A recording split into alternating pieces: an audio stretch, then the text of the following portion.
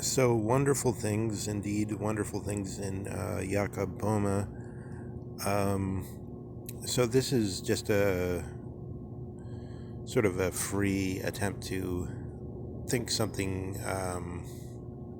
with Wittgenstein on connected subject matter. Um, so Wittgenstein has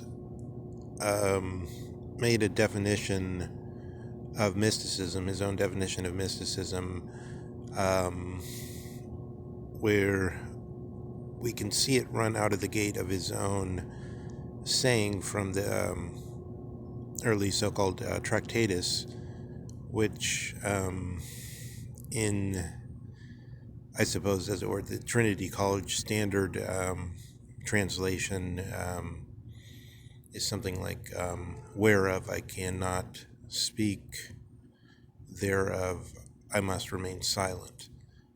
Um, or maybe it's spoken more, and maybe it's slightly more impersonal, whereof one cannot speak, thereof one must remain silent. It's interesting to. Oh, sorry. Let me first state the definition.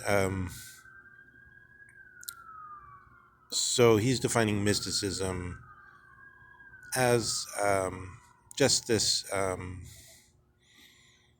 condition where one must remain silent. So apparently, one must remain silent because one cannot speak clearly enough. One cannot speak simply clearly.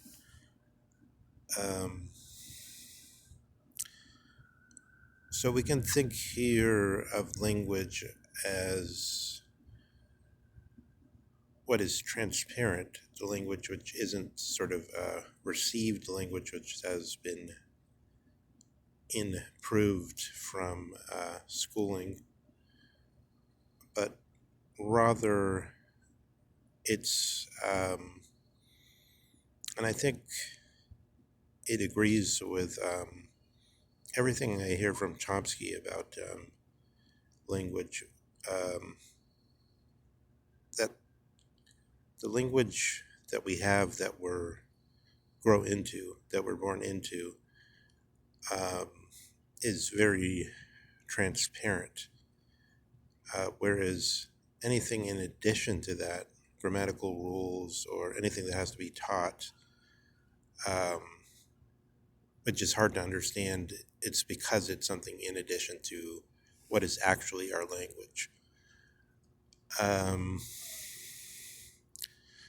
So the Zuhandenheit quality of language, that it's just there, and I think maybe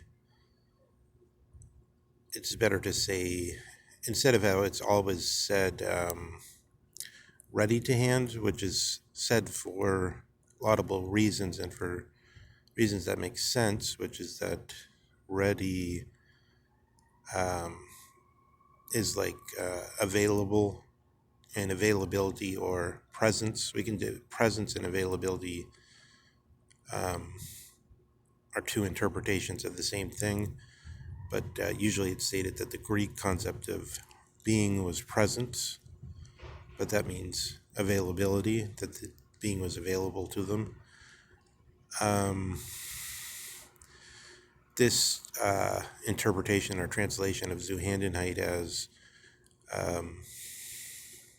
ready to hand tries to capture that, but I think near at hand is better. And you often have moments in Heidegger where he's talking about the nearness of being. It's so near that we can't see it. It's transparent. It's invisible. It's like language before it's modified through received teachings, through classroom situations, through style guides, through the intervention of authoritative grammarians, and so on.